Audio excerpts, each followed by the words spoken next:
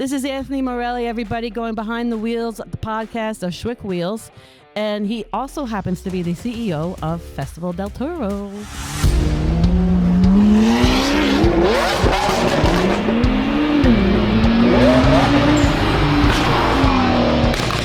Festival del Toro is a beautifully curated set of events that are Lambo only. Correct? Correct.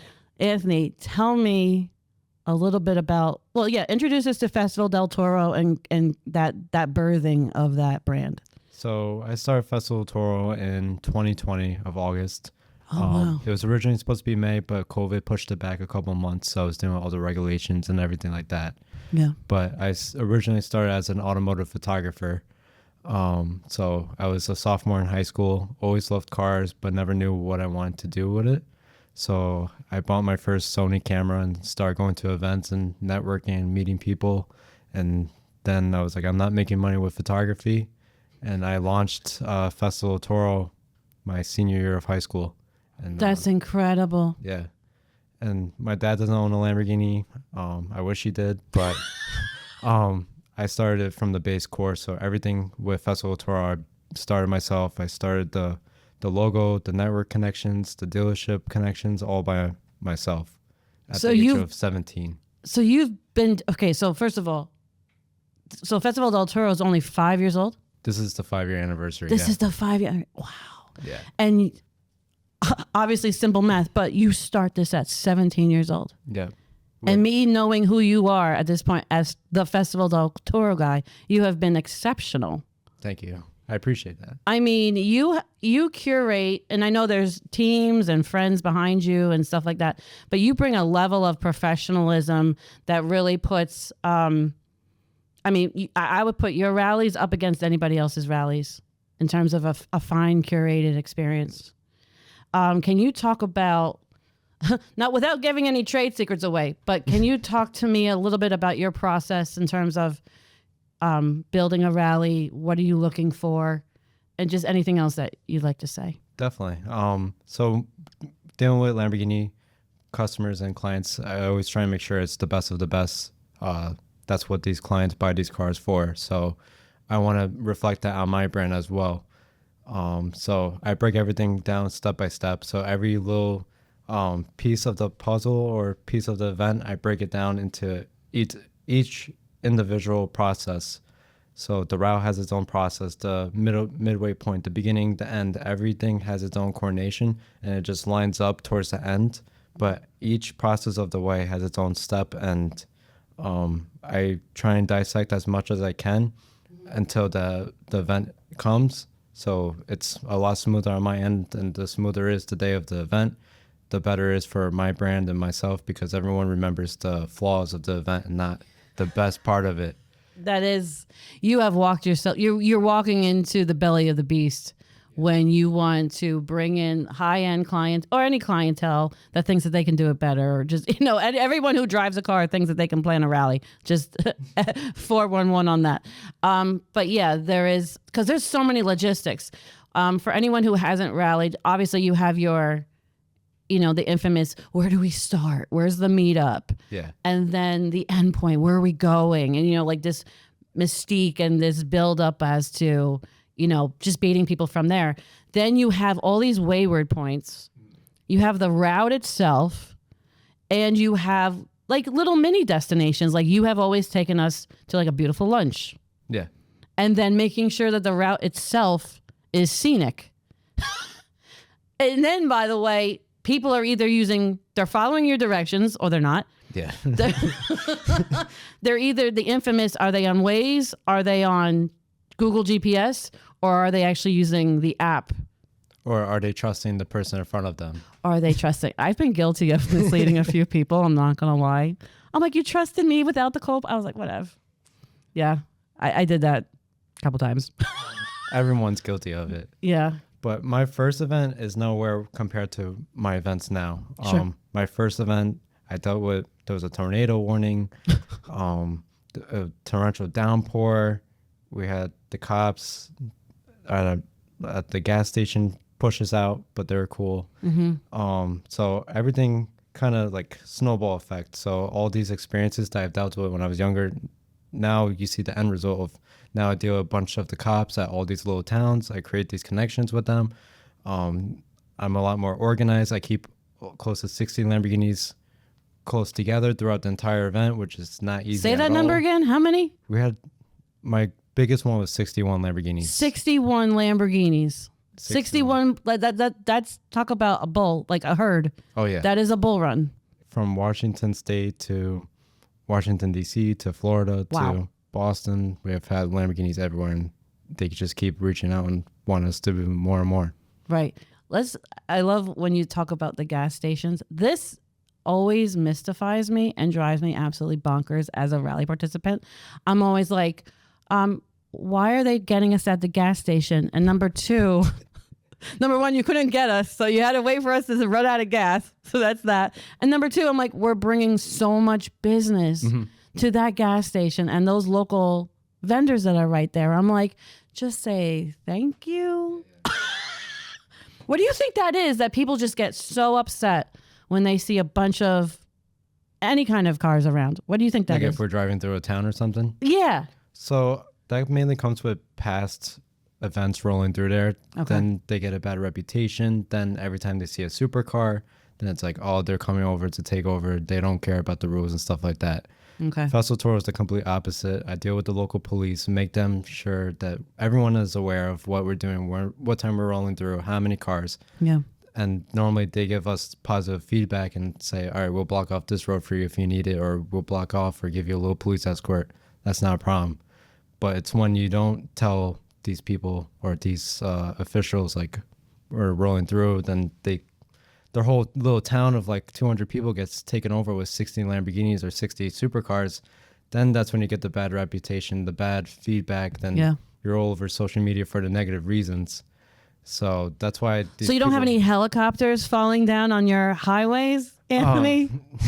We're not naming names, but no comment on that. No one. comment at Alligator Alley, approximately February 22nd. No, there's a chopper. There's no Lamborghini helicopters yet. So yeah, cars and copters. I was like, that's not what cars and copters means, guys. That's not exactly what we were going for. And in our defense, it was a Porsche that caused the whole problem. Oh yeah, it was. It wasn't a Lambo. Oh gosh.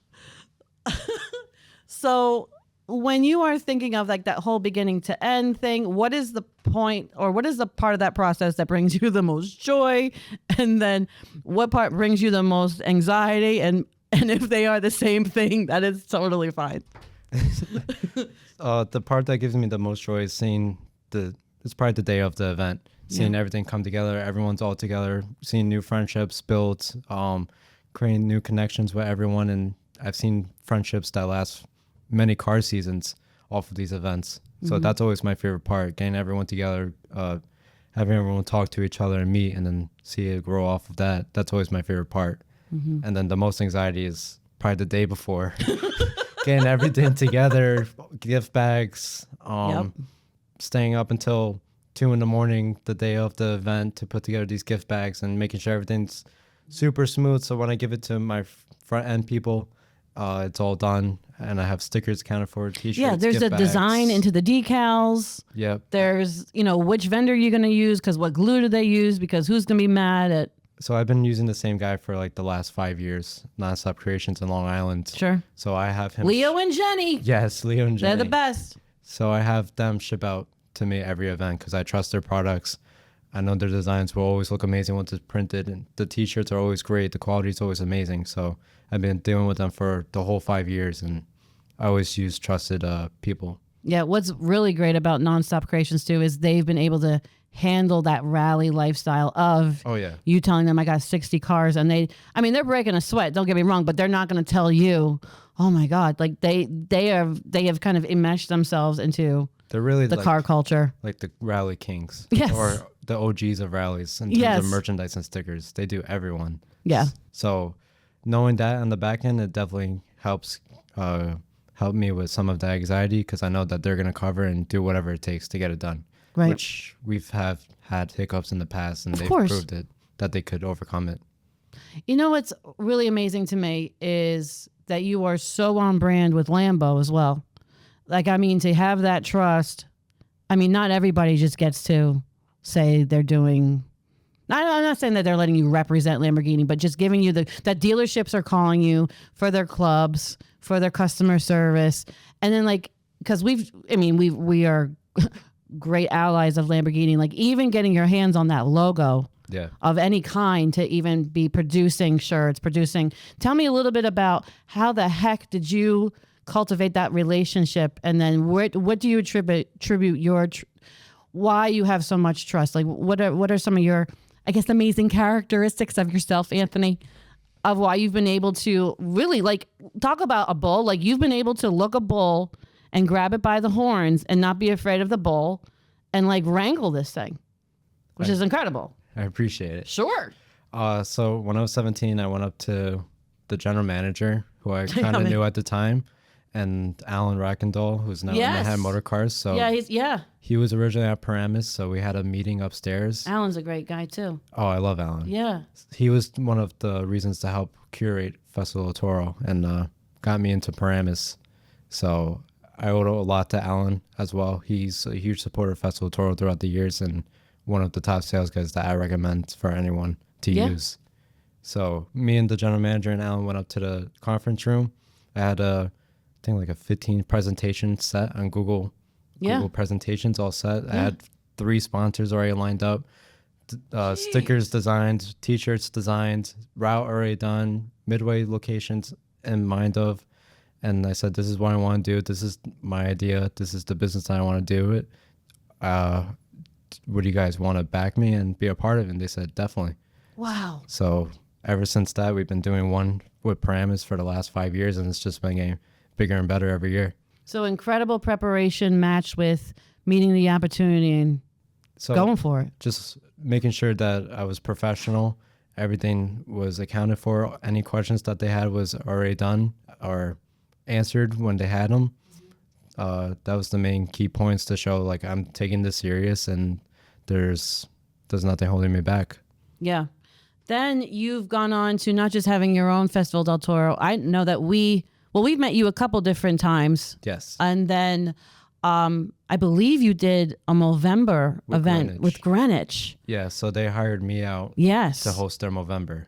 Yes. Can you tell people a little bit about what Movember is? So Movember is a great charity that every Lamborghini in the world does.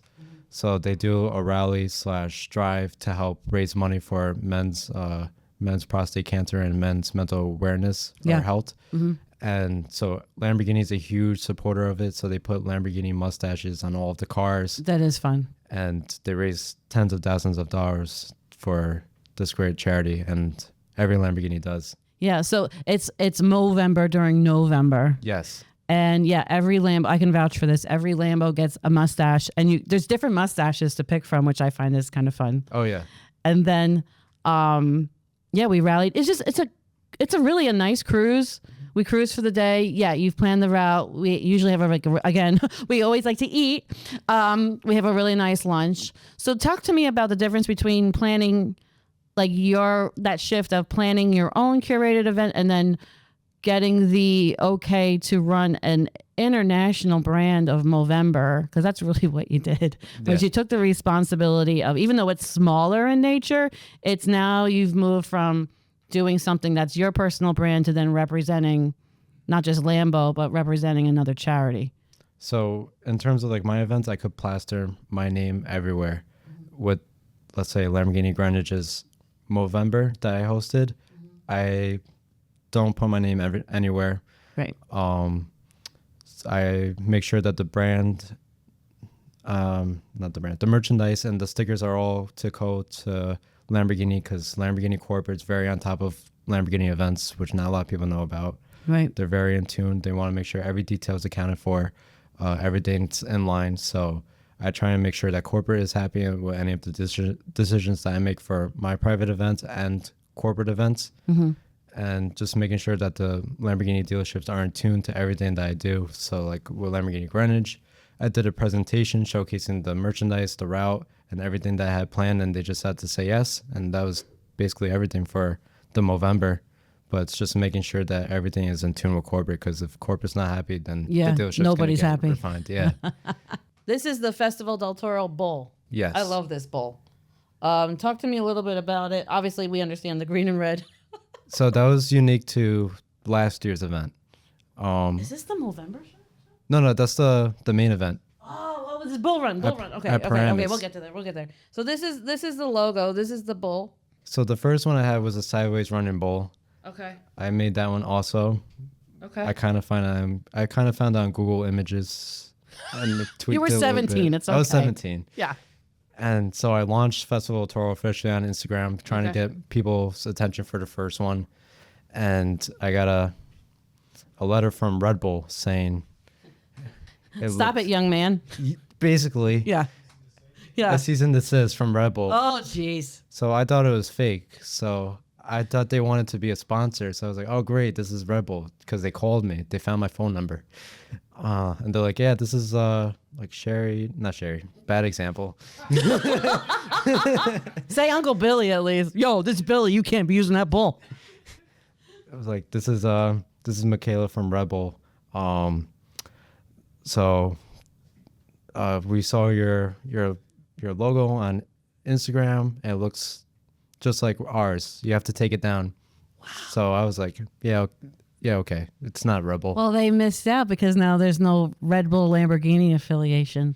Whoops-a-doopsies. I thought it was fake, so I was like, I'm not taking it down. And then I got a letter from Red Bull with their official attorneys and everything on the bottom saying, this is Red Bull. We still see it's up. Please take it down. And then I still fought them saying, I'm not going to take it down until I get my new one, my new logo, which is your shirt. One. So that took me about 2 weeks to get. They were emailing me every day saying, it's still up. We still see it's up. So I officially changed it once it was done. And I really love that one now. So Good. I kind of have to thank Red Bull at a low point for happening. So there's a lot more meaning behind that one than the first one. Right. Like obviously it's a bullhead, but the lines behind it represent how angular Lamborghinis are. Oh. Then I can see like a headlight right here. Yeah, Kinda, with the sorta. Y, Just with the say Y. yes. Yeah, definitely. Just say nice to the mean lady. But I mean, it kind of, you know what I mean? It lends itself to, those hexagon. Sharp angular designs Yes. like Lamborghinis are known for. Then Yes. the other side is forged carbon fiber, which is my favorite material that Lamborghini used with the Performante. Yeah. So it all goes hand in hand with everything that I do. So I always like the little details. No, you should like the little details, Anthony. And then, of course, it's red, white, and green. Oh yeah, of course. To represent the Italian flag. Mm-hmm. That's awesome. So why Lambo only? So I visited the factory in 2018. I always had a fascination with Lamborghinis as a photographer. Okay. But it wasn't until I went to the factory and got a new appreciation for the brand. When I went to the factory, I got the tour of seeing all the cars being built. I know that tour well. Oh, yeah. Yeah. So I saw everything being built. It was the Huracan production with the Performantes, and then they were just making the SVJs. It was before they even announced it. Wow. I saw the first SVJ being built on the production line. Wow. So I saw everything being handmade, and there was only one robot. His name is Roberto. Yep. I remember them saying everything, and just seeing everything being truly hand built, like truly It gives really you that is. appreciation. So the one robot that Anthony is talking about, when you go through the factory, did you have to like do the thing where you put your phones in the yeah. lockers and all whole stuff? Yeah, It's nice because it like builds up the whole thing. yeah. So there is one robot, and there's a chassis, for lack of a better term, there's a chassis that all the cars sit on. And for logistics and for timing, that car sits on that chassis, and that chassis goes to the different stations. So I guess technically you could say there's two, but I mean, come on, that's the safest way to move the car. And this came about from the workers requesting this robot. The robot is used at the very end for the windshield only, Yeah.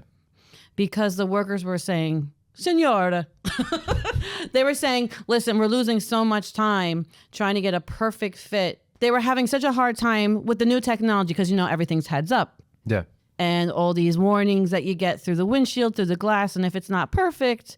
And they said doing the windshield installation was slowing them down so much that they got their wish and got that final robot just for the windshield. And it makes a lot of sense. It's safer for the public as well, that windshield goes in every model exactly the way it's supposed to, that there's no human error on that windshield. So it was great seeing everything in person. And the cool thing is, when I was at the factory, you know, where they cut the leather, they show you. Yes. I was trying to steal like a little piece that was being made. Like, yes. Like there's a big bin. You walk past the. You want to say in public that you tried to steal in the Santa Agata? What did they call that place? Santa Agata Bolognese. Yes. I was 16 at the time. I know. So we're learning a lot about the 16-year-old Anthony Morelli. I was like, I'm in Italy. When am I gonna get a piece of leather from the factory again? Yeah. So I was like, they're tossing it literally in front of me. I was like, I have to get a piece. Yeah. So I'm watching them throw the pieces. I'm trying to coordinate when they toss it so I could try to take one. Oh my God. So I hear Signore. So I turn to the left, and it's the lady doing the press. The press with the embrasserie. Sure. I think that's right. Yeah, she was embossing the headrest. Yeah. So she just pressed 5 different colors, and she goes, which color? And this is all in front of 10-year-olds and 12-year-olds. She picked me first because I think she saw me watching my eyes, trying to steal the piece of leather. So I was like, Rosa. So she gave me the red embrasserie. Nice. And then all the 10-year-olds were like, I want the red one. And I was like, no. She's your nonna now. Yeah. So incredible. The whole hour and a half ride back to Florence, I had my hand flat to make sure the leather didn't bend or nothing. It was still warm on my hand. You were the cutest. So also to that point, they are so particular with the imperfections of the leather that yes, when the leather, we don't want to think that Lamborghini is incredibly wasteful. So what happens is all of that discarded leather goes to the purses, the wallets, all of the merch that they make in the store, in the gift shop, and stuff like that. Leather stuff. Yeah, and then they give it to the dealerships that are doing their gift bags and all this stuff, and that kind of thing. That's incredible. Yeah. Oh my gosh. So how long were you in Bologna? I was in Bologna for about, I think, like 3 days. Wow. 4 days. But my family surprised me. They didn't tell me that we were going to the factory. Oh. So they kept telling me we were going to a farm. Yeah. Well, you kind of were. My grandfather's from Italy, so they're like, okay, we're going to his friend's farm.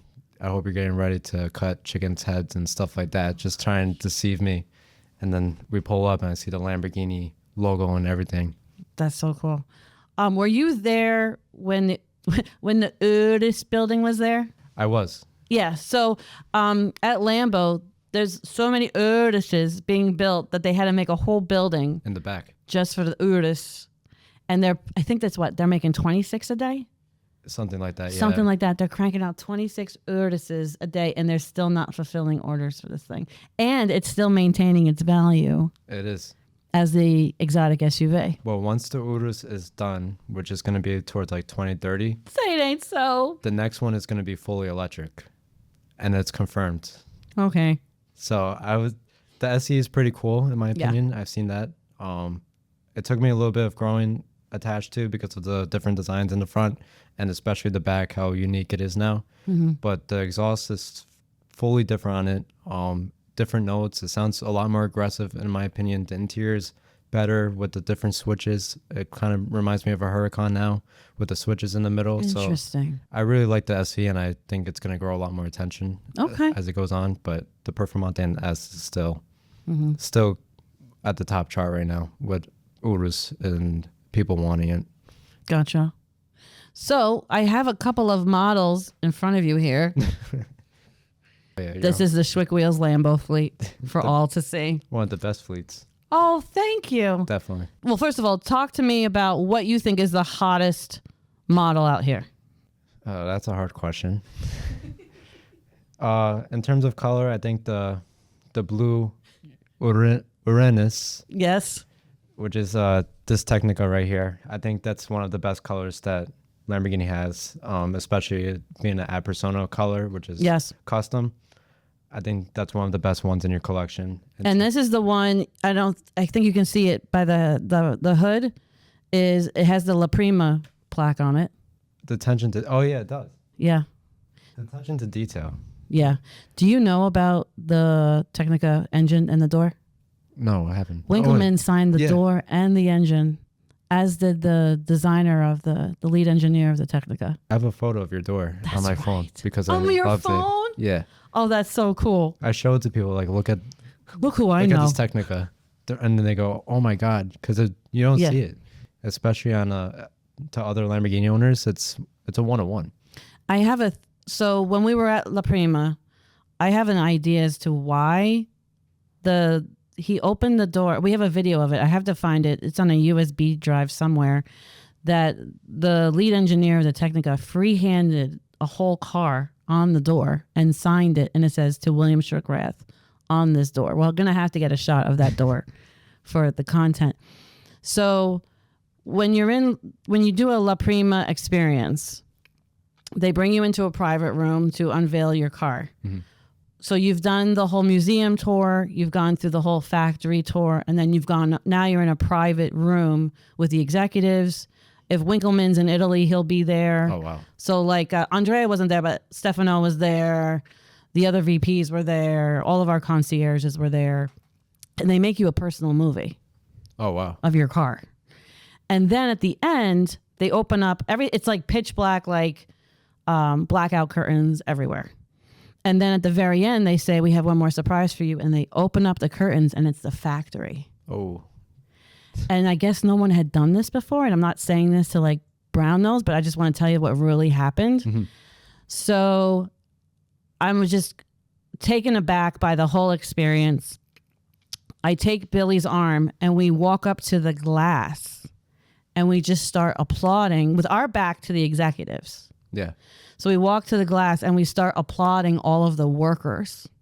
Really? Until they turn around to look. So we stood there for 3 solid minutes until somebody went. And then they all started turning around.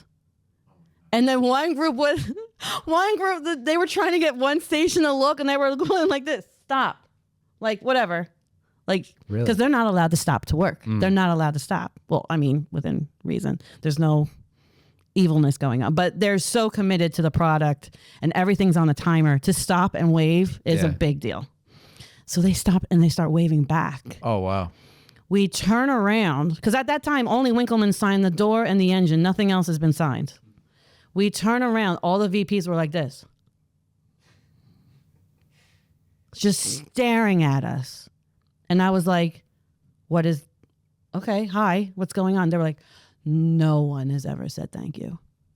No one has ever thanked the factory, ever.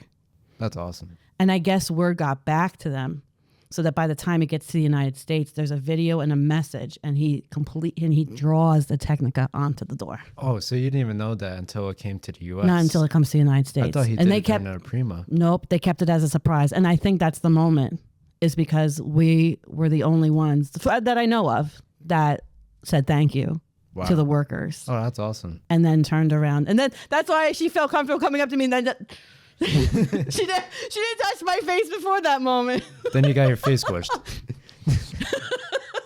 No, and it was a really, really beautiful time. So that's awesome. The story of the Technica. Yes. All right. What else do you want to talk about? The STO is also a great model. Oh, I mean, come on. This is the Huracan STO right here. This one has William's name on it as well. It does. Yeah. And do you want to talk to people a little bit about the difference? I mean, if I'm putting you too much on the spot, just say so. But no, I'm ready for it. Then if you don't want to, we don't have to. No, I'm ready for it. Oh, okay. You want to talk to people about the STO? What you like about it? What's different about it from the other Huracans? Yeah. So personally, my favorite Huracan is the Performante. Ah. One of 600, around 600. I didn't know that. Yeah. It's very limited. I remember it was like November of like 2019, 2020. Mm-hmm. They just stopped production of Huracans. They had to refund people because they just stopped the production line of Performantes for no reason. Okay. So I love the forged carbon fiber exterior with the wing, the front spoiler, the interior pieces. It was a Nürburgring record holder, which I think the STO was as well. But it has a lot of characteristics, the Performante, but a lot of it goes into the STO as well. This is a proper track car. It is a track car. Yeah. Mm-hmm. So they fully designed it behind the race team, the Super Trofeo that they race now. So a lot of their main engineers went behind with the STO and designed this.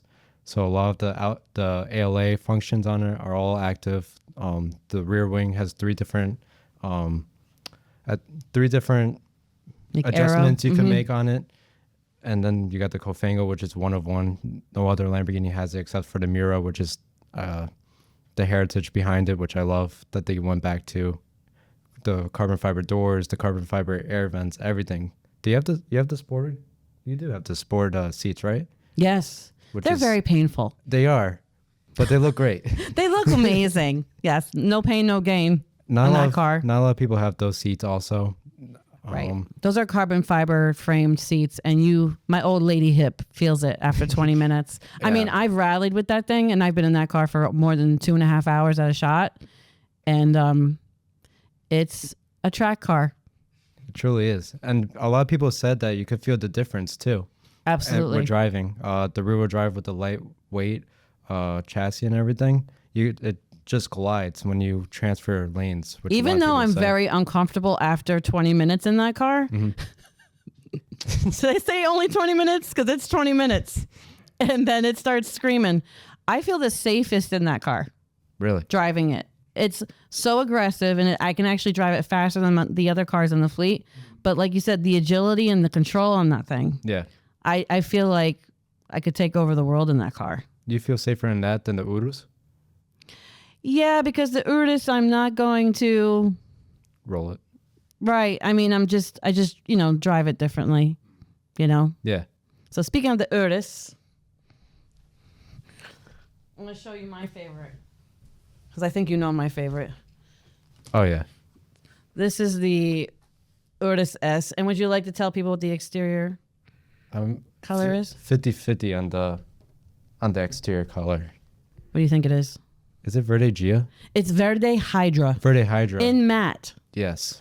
Verde Hydra is the matte variant. Verde Gia is the metallic variant, basically. Oh, okay. I didn't know that. So Verde Gia is like more of a metallic gold, but tons of flakes in it.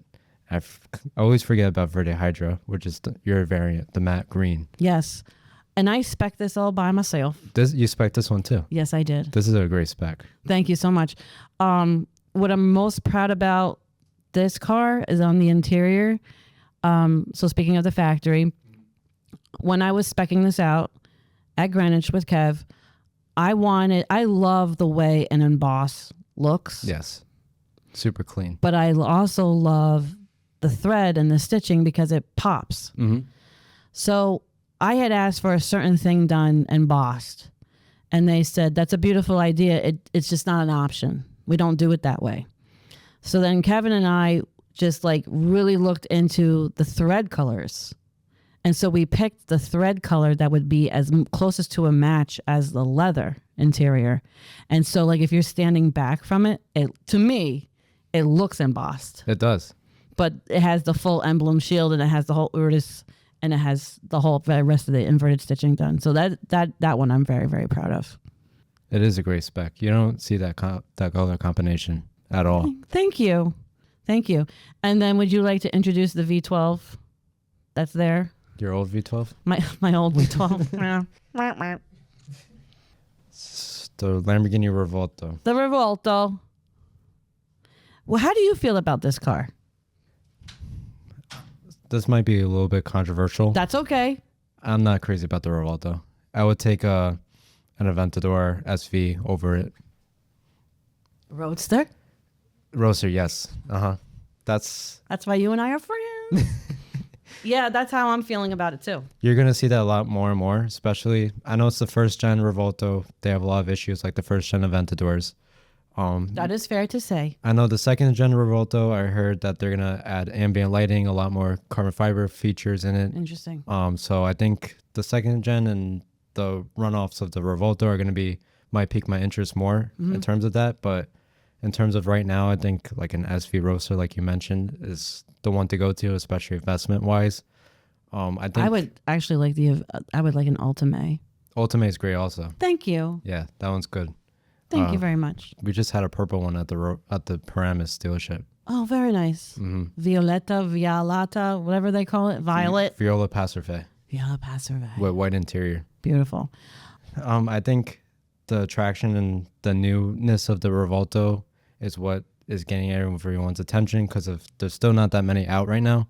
Right. But the motion aspect of the Revolto does not compare to an Aventador. Yes, the Revolto is super fast, but you don't have the motion aspect behind it. You could go 120 in this thing, no problem, in a couple of seconds. Yeah. But you're at 120, then it feels like a normal car. Yeah. There's no roaring of the V12 behind. It's not shaking. It's not, with the Aventador, things are shaking, things are popping, it's more of an emotion aspect. So I think in a sensory experience, let's not lie about it. I had a hard time with it. Well, there is a hood sensor problem that they were already changed from the first release because we were some of the you and Kai were with us when we revealed our Revolto for the first time at Greenwich. Yes, and then why my Revolto doesn't match this model. Yes. Would you like to tell the people why? They delivered your car with the wrong rims. Correct. So I had black, for the record, I had black ebony glossed rims. And so when we revealed it, it had the proper rims on it. Which I'm surprised that, because it was on the window sticker, you had black rims, right? I can't say that for sure. I think the sticker said no. It was my original build that Paul found. Got it. That said Sharon was right. I was about to say, then that would make sense why this has the silver rims and not the black. Because if it's on the VIN, it would be on here. Correct. So that's how that happened. So we had a hood sensor problem where there's like this little disc where the frunk is. On the front? Yeah. So on the first release, the best explanation I was given was, let's say like that release sensor was the size of a nickel. Yeah. Like even by the time the first release was over, they were pulling them all back and then moving them to the size of a quarter. Because we were at She Drives and right away I'm getting red lights in the car that my hood is up. My hood is popped. I had to stop the whole rally. Everybody pulled over and it was definitely secure. Yeah. But the light kept staying on and then we just chalked it up to a software problem. Because nobody in the middle of the rally wants their hood to go. Yeah. And especially. I was scared that was going to happen. Mm-hmm. But they fixed that problem. And then I know of like oil pan problems. With the first gen Aventadors, there was tons of problems. No one wanted them. And then the second ones came out and there was a lot less problems with them, and then they became more desirable. Yeah. The same thing's happening with the Revolto. This is going to be the next 10-year car that we're going to have with Lamborghini. So they're going through all the kinks right now. Everything's brand new still. So that's fair. Yeah. It's just so for you guys are the guinea pigs. Right. So for the Lambo nerds out there, the Revolto is exciting because it blends so many different models of the Lambo history. Mm-hmm. Would you care to tell people the ones that you know, and I'll try to remember the ones that I know? Well, the door is like an Aventador door. So I like that they still carried that tradition. All the V12s, it started with the Countach. Yes. That was the first one with Lambo doors. Yep. So they carried that with this, which I appreciated. Mr. Lamborghini's last car, the Countach. Yes, the last one he approved. Mm-hmm. The interiors, it's supposed to be like a fighter jet. It's a lot more tame compared to like a Huracan. Yeah. That's why all the nozzles are like turn switches on the steering wheel. Yeah. I did enjoy the co-pilot experience. I was never a co-pilot in the Revolto, but I appreciated, because I mean, Ferrari was doing that for a while, right? With the F8, that the passenger co-pilot side gets to have the dashboard. They get to see what's going on the driver's side. Do you appreciate the cup holders too? The two cup holders? The cup holders don't make any gosh darn sense. They're big enough for espresso. Exactly. That's all. I mean, it's so funny. Like, I guess when Italians think about cup holders, they're like, the Americans drink coffee in their cars? Okay. I mean, I'm being like, I'm showing some bias here, I guess. But like, that's the only thing I can come up with. They are only big enough for an espresso cup. And I'm like, it's not how we drink coffee. I have another controversial question with the Revolto. So there's a debate at the dealership at Paramus. Okay. So when you press your brake, the third brake light is supposed to illuminate and showcase a bull. Correct. Do you see the bull? I do see the bull. I do see the bull, but it takes a special eye. So what Anthony is talking about is, and then so what we have here, ladies and gentlemen, boys and girls, story time with Aunt Shari, is the engine I kind of liked because it reminded me of the Huracan. Yeah. And it's totally exposed. Did you like it engine. exposed? I mean, it freaked me out. Yeah. But it's cool. And then if you would follow where the black gloss is around that engine cover, when you hit the brake, it comes up in the shape of the bull horns. Yeah. Around the back. So that was always pretty cool. They talk about, the Rivolto being the shape here. Then in the nose, you can see lines of the Countach.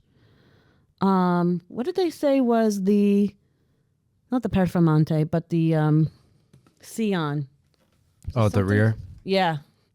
So something towards the back. Scion is my dream car. Have you seen the Scion in person? No. It's mental. Yeah. No, in the factory. I mean, in the museum, I must have seen one, but I haven't seen one in the wild. Oh, yeah. It's insane. I'm sure it is. May I give this to you, Sean? Have you seen a Centenario? No. Again, outside of the museum? Mm-hmm. No. Centenario's Sick. up there. What does a Scion start at? Is it 2 million? I think around like 1.5? I think 3. Is it 3? Like a Bugatti right almost? now, yeah. He's wearing a McLaren shirt. He's wearing a McLaren shirt. And your chest is open? Billy, it's not even a real McLaren shirt. It's a faux McLaren shirt. No, this is the one you built. I know I bought it, but I bought it as like wheels, a baby. cute, like, I love you present. This is a Lambo And party. meanwhile, you're insulted. By the I way, want to change my shirt. we were at Lambo Philly for... Change? So you're in Chinatown. I'm trying to keep the energy good. So I'm in Chinatown. So I'm making a right turn. And this guy cussed me off. I let it go. So I said, you know what? I'm going to pull on the sidewalk and park in front of his shop. Oh, no. So I blocked this whole entrance to his auto body shop because he cut me off. And he comes out with a bird in a cage. And he looks at me. You know what he does? He sings the bird on me. And the bird starts flapping at me. And I'm going, what the hell is going on there? And I said, I'm going to smack your bird, man. Animal cruelty So at Trick he Wheels. goes and grabs the bird, and he puts him back in the cage, and he starts cursing me out in Chinese. Oh, I'm my like, God. Okay. Shi ni. I get back in the car, and I pull across the street, and then my client starts walking down the street. This is today? This. I have every day something happens. Oh, my God. Cameras on. Well, we it's have at that the phrase in the bagel house. place, whatever it is, man. If you're ever with me at an event and my code word for like I'm gonna lose it is I'm gonna say cameras on, because that means someone needs to get a camera and be on me or him because something's about to go down. I'm glad you're here because you know what, I have a lot of gratitude today because something happened to me yesterday. I got to the airport and I'm exhausted because I don't rest. Yeah. I don't take a break, and He doesn't take the good Sharon medicine. thinks I go to Florida and ride motorcycles. I don't know what she thinks I do. In Florida. Anyway, so I came back last night and they put me in the middle seat between two fat guys. I'm like, Whoa. well, I could say that. I'm like, listen, I'm not sitting in the middle of the seat of two fat guys. And the lady goes, Mr. Strickrath, are you all right? No, I'm not all right. I'm a fucking diamond member with Delta. Okay, why am I'm I a being spoiled treated? rich white man, and I No, want that's got nothing to do with it. It's got nothing to do with it. I got PTSD. I do. I have a strong a case of it, whatever you call it, obviously. So, and she's like, we can't do nothing about it. Plane's book. I'm like, all right. She goes, well, I have a seat in the back, 35. I'm not. So you want to put me in the back of the plane? Okay. So I said, no. So I get inside, I sit down, and there's a lady next to me, and I'm cursing up a storm. And she goes, you must be really upset. Just like that, real quietly. And I said, yeah, these fine. And she goes, you know what? I get it. I'm a diamond member too. And she pops a dog out of her bag, a little mini. She pops a little dog out of her bag. Right? Okay. But he's blind in both eyes. Right?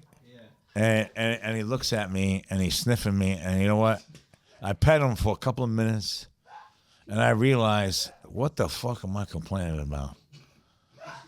I got a fucking dog on a plane who can't see. This is why you have gratitude today? No. The reason why I have gratitude is because I was upset over a middle fucking seat But in my mind, God planted a seed that I was supposed to sit next to this lady because she was a doctor, a cardiologist. And that, and she gave me a lot of advice on how to take better care of myself. And the dog brought a lot of comfort to me. I don't know. Listen, it may be funny to a lot of people, but all kids aside, Therapeutic. it was therapeutic for me. Yeah. And you know what? I'm gonna break this down on camera. I don't care what anybody Quickly, says. please. I started crying. I started crying for the dog. Oh, yeah. I started crying for the dog. I got emotional.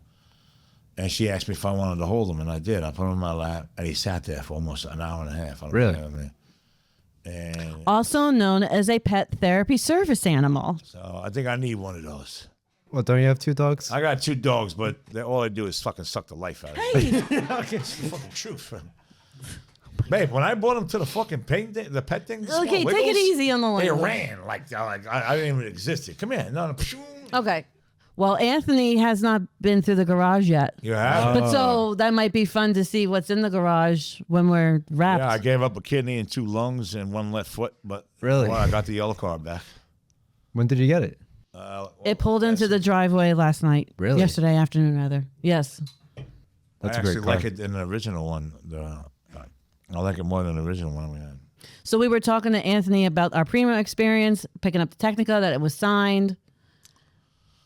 Yeah, that was a very good experience. Anthony's been through the factory and the museum. Anything that you want to share about your experience going through the museum or the factory? You know what? My experience in the factory was the weird experience I had was with the workers. I was watching all the workers how they flip all the cars around and work on it piece by piece. Yeah. I even watched the lady that hand stitches the seats. Mm-hmm. Okay. You kind of had a similar story. And when I got upstairs, I started thanking the guys and waving to them. And one of the head guys from Lamborghini had a real fancy suit on, the Gucci glasses, and I'm like, okay. And he goes, why would you talk to the workers that way? Yeah. And I said, well, every worker plays a part in building your car. Without them, your cars wouldn't be made. What if that factory was empty right now? There was 22 guys in one room. What if they're all gone right now? Your cars wouldn't move. They wouldn't budge.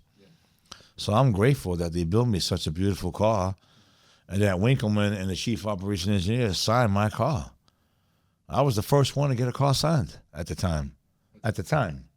Well, by them both in By the them both. in the combination. And, Yes. and inside the factory in Lamborghini, and they videotaped it. Which Yes, we have there's a USB. Which I still of it haven't somewhere. seen, by the way. 'cause Yeah, me she neither. She won't show it to me. She's hiding it. She's hibernating it to us. I'm hibernating it. She's hiding it to us. Oh, okay. Gotcha. So the factory was a good experience. I like the newer versions of the Lamborghinis, not the old ones. The old ones kind of remind me of too much nostalgia. I like the newer Really? versions. I like So you that like one. Aventador and younger. I like the S. You know what? I was in Miami a couple weeks ago, and I saw an Ultimate. I was buying the yellow Huracan. Yeah, and I saw a SV. Lamborghini Ultimate, 150 miles on it. What do you see a car like that? And I got the guy down. Well, let's not talk about business here. Anyway, so to make a long story short, they kept pointing towards. Can the I have an SVJ. NDA, please, from my own husband? They kept saying the SVJ is better than the Ultimate, but that's your opinion, though. Yeah. You think it is. I'll be honest with you. The Roadster Ultimate looked very beautiful to me. It was a beautiful color. And the SVJ didn't really do it because everybody wants that car. Well, I think when more you even limited. Car compare. that nobody wants. Yeah. Well, we've even had this conversation, like the difference between SVJ and SV. That the SV is like underrepresented as a powerful car, Exactly. and you like the SV. I love the SV. Why do you like the SV again? It's more limited. It's more limited than the SVJ. It's got the bare carbon fiber. The wing, I feel like it's not more aggressive than SVJ, but it's more clean looking in my opinion. The rear diffuser is so aggressive. The exhaust is loud and aggressive as hell also. Especially the front. If you look the front as an SV, the lines on it are so sharp on it for no reason. It's a art masterpiece, honestly, the SV. So I think that it's one of the most desired Lamborghinis. If not, it's going to be even more. A lot of the guys I speak to all want SV now. So I think the SV is the way to go, especially in terms of any of the V12s. The next one would probably be an Ultimate because it's one of 350 roadsters and coupes. So like we mentioned before, I think everyone that gets a Revolta is going to go back to a V12. I agree. It's hard. I mean, I like the V12 lifestyle, but that wasn't the V12 for us. But I do. Nice. The body's nice. Yeah, but I do see us going back to a V12 of some sort. And then when I was in Miami, the guy told me several of his clients sent the Revolto back for consignment because they didn't want it, and they're sitting there. There's 4 right now at Lamborghini Paramus. Brand new. Brand new. But you really made an impression on me, and Kai was there too. It was the day at Greenwich when we revealed our Rivolto. Yeah. And that was a great day. Oh, thank you. It was a great day. It was really fun. I'm really glad that you guys were there.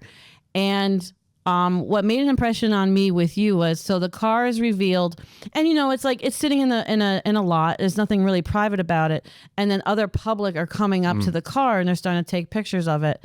And I was, how hard I was working on my disclosure of the car and revealing the car. Oh, yeah.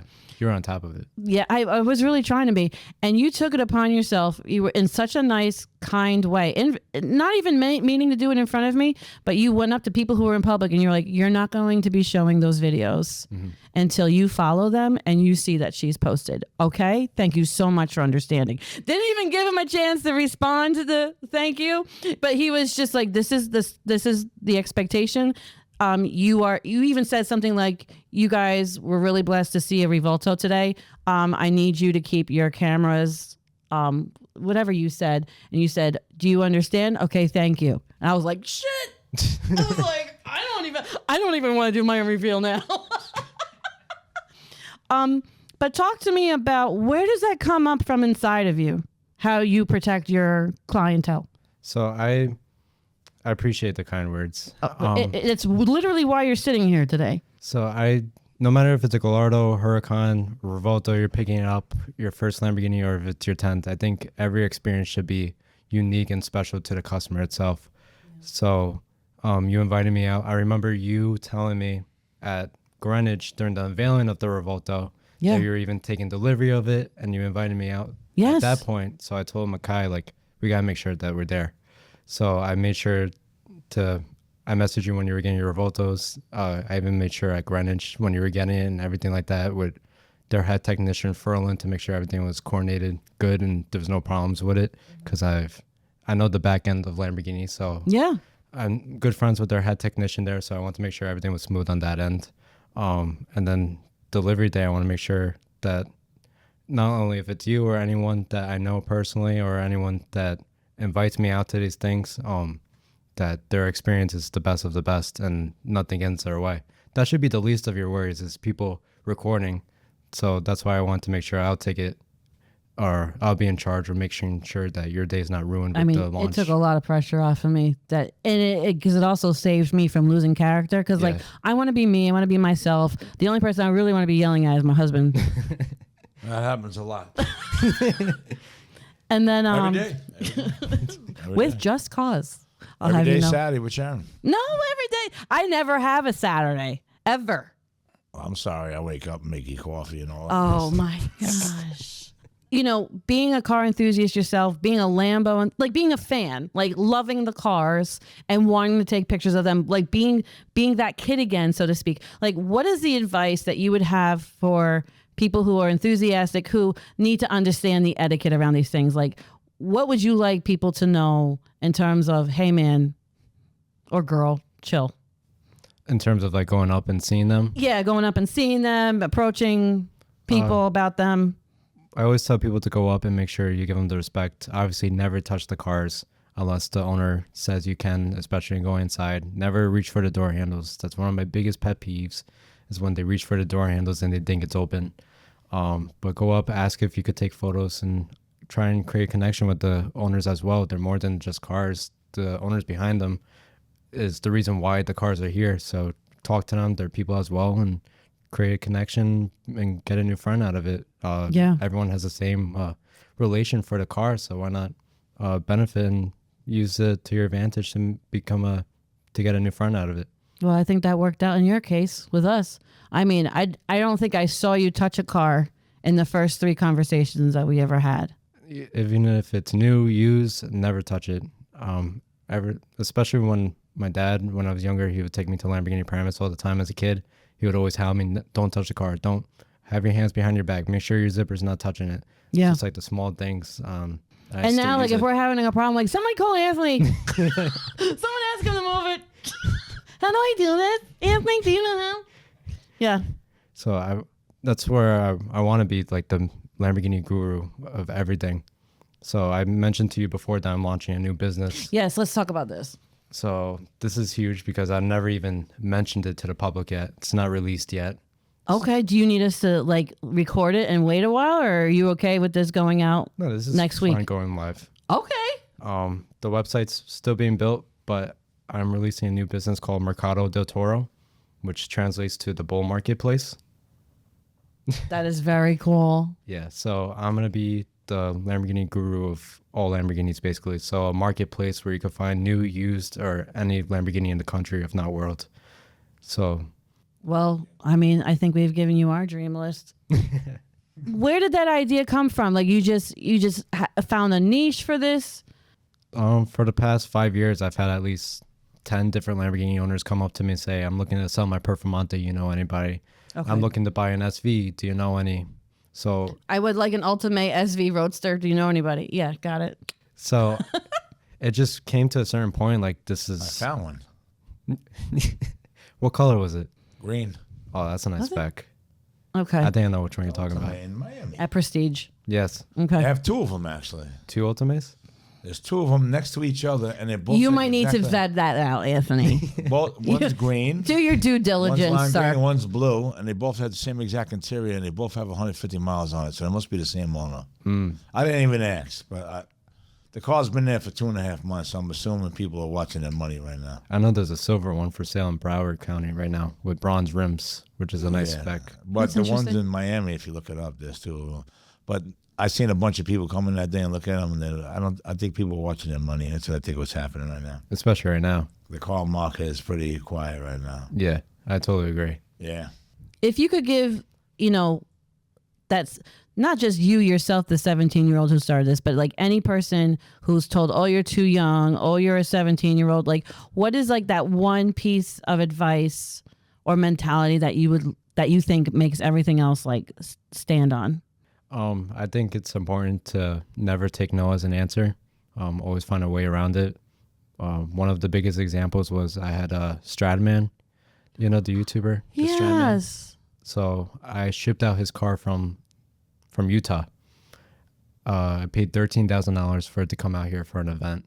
Wow. No one in the United States would take it because of how wide it was. It's a Liberty Walk kit.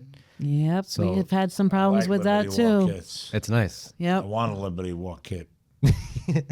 On a Aventador too.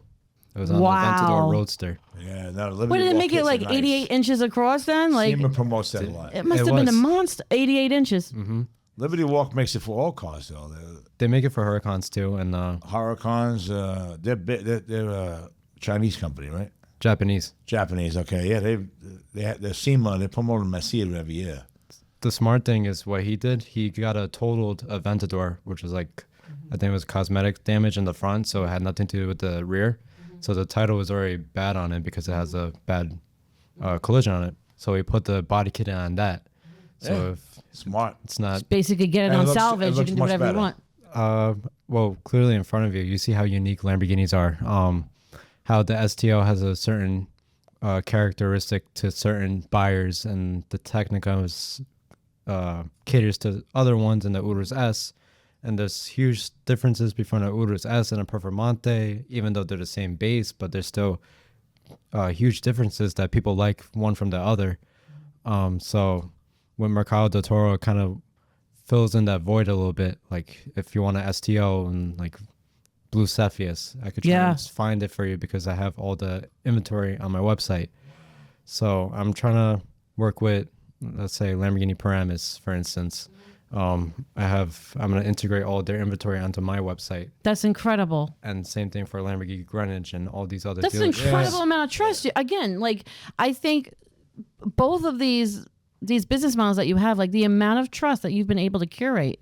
It's just all through a relationship and just building off of it and building trust throughout the years, to help get Very me to this quickly, point. Anthony. I mean, You're come helping on. them as well.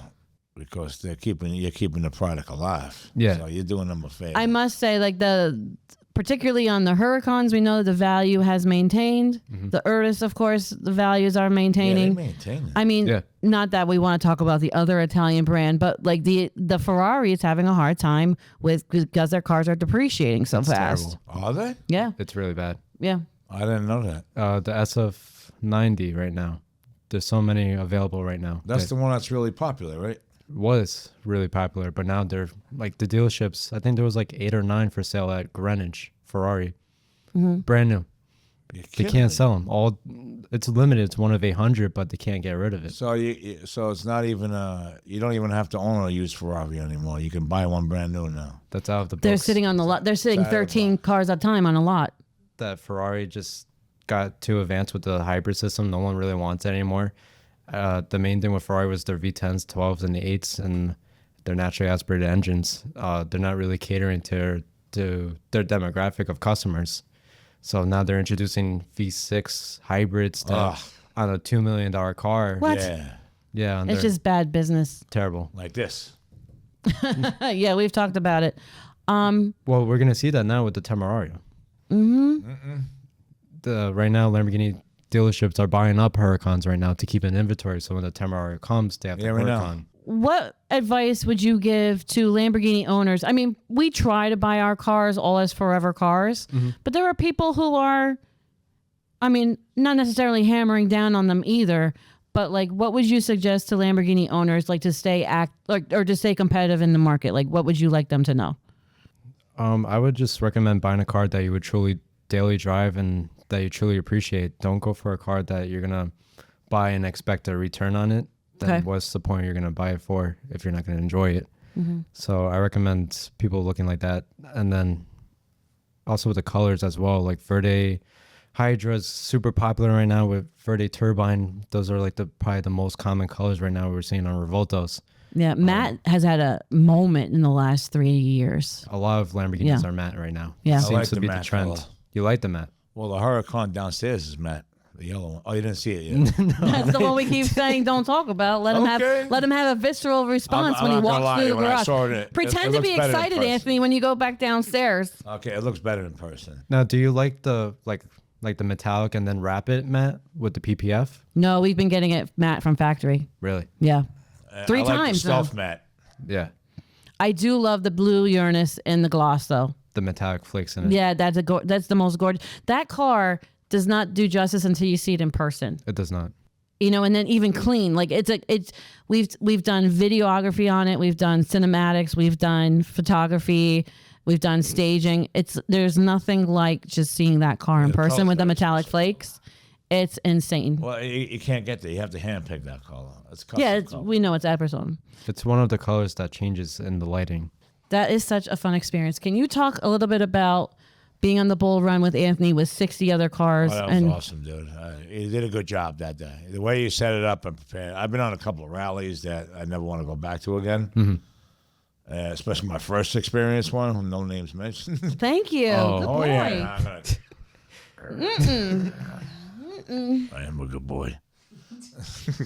Your rally, you know, it's the way you set it up and the way you coordinated it. And I'm looking forward to the next one. I don't know when that's going to be. I'm assuming this year, but I'm hoping you're doing another one soon because I enjoy going out to Jersey and I like to be in. I like to have something that opens me up a little bit and makes a smile on my face. And you know the way you planned out the rally, and you know the partnership with the people that work with you. You did a good job. I appreciate that. And then you gave Billy a special tour at the end of our lunch. You guys remember this? How Billy was like, hey. Oh, you're talking about the restaurant? Yes. The speakeasy. Oh, yes. I What is your remember. memory of that day? That was pretty cool. So much happens during events that I just blank out. I blank and then I reflect on the way back on like what happens. Because I'm just trying to... Kai remembers how Billy behaved at the restaurant. Oh, yeah. Well, I I'm not forgot. talking to him right now. I Because know. he ain't talking to me. I don't want to get You can into say that one. anything you want. And it was all vintage stuff too, right? It's all vintage, yeah, nostalgic, yeah. I remember that. Where you was like, and you were like a little kid at a museum where I was like, don't touch that. It was just like, The most beautiful beautiful clock, nostalgic pieces I haven't seen in the world in Italy at a museum. I'm talking about where you just walk in. Billy has a knack for Baroque art. Not Baroque art. Yeah. Or broken art. We don't want him to break the art. B-R-O-C-H-E. Baroque. Baroque. There's two different ones, right? We'll have the production team vet that out. Yeah, I love nostalgic pieces, and they're more valuable than anything today. So I don't know if you know this, there was like a quick moment of it on one of my like personal reels on my Shari page. First of all, tell people where they can find you on Instagram. So you can find me at Festival del Toro on Instagram. Starting to grow a YouTube channel a little bit Okay. at Festival del Toro. And Well, let us know how we can help you out appreciate on that channel. Yeah. trying to do different ventures because it's my 5 years, so I want to really capitalize on it. Yeah. That's really exciting. So I ended up getting kind of emotional on that bull run. So the way you had curated it, we went up. Were we properly? We were going towards Eagle's Nest, or we were definitely in the Ringwood. We were at. I know what it was.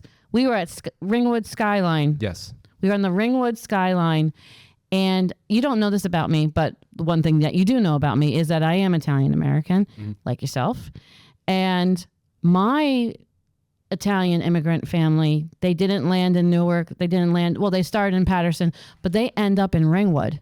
Oh, really? In Haskell. And that whole skyline is all around my old property that my family used to own. And they were entrepreneurs. That's where I think I get it from. I think I'm the grandchild who's like going back to the roots of like, entrepreneurial spirit and all this kind of stuff.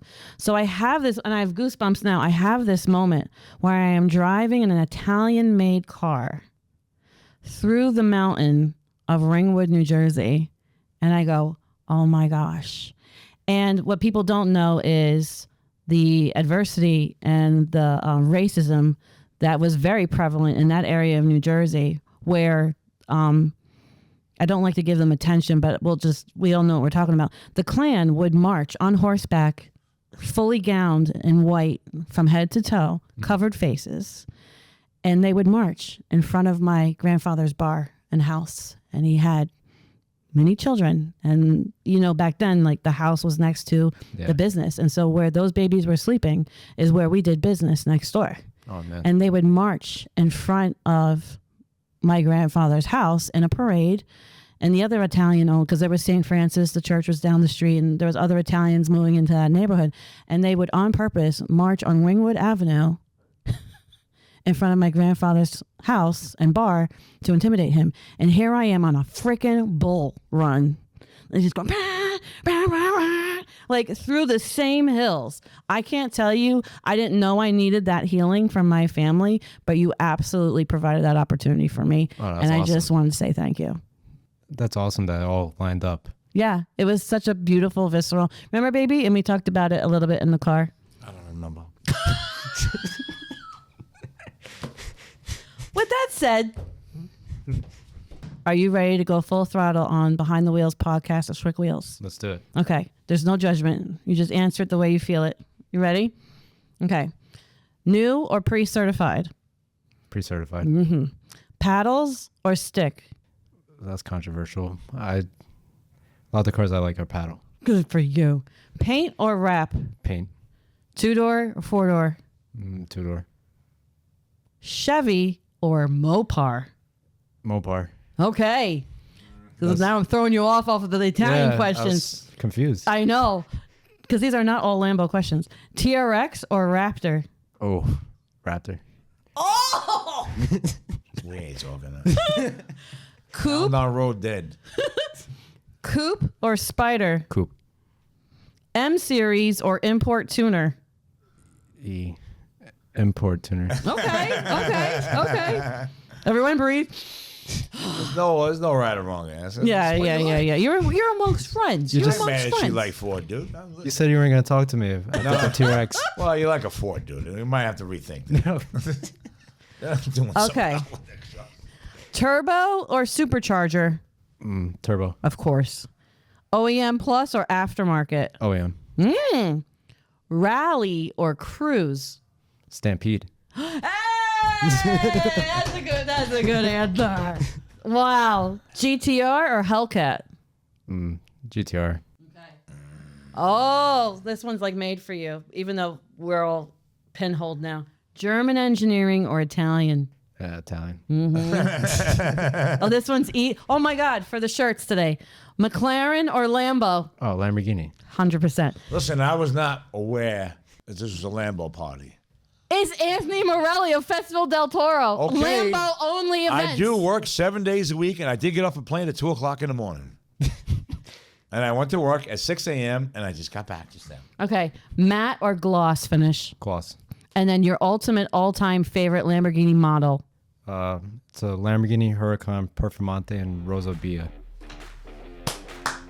That's a wrap, ladies and gentlemen.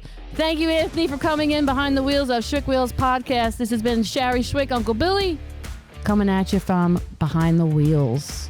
Remember to click like, subscribe, and comment below to this video. Share it amongst your friends. What else? Ciao, Bella.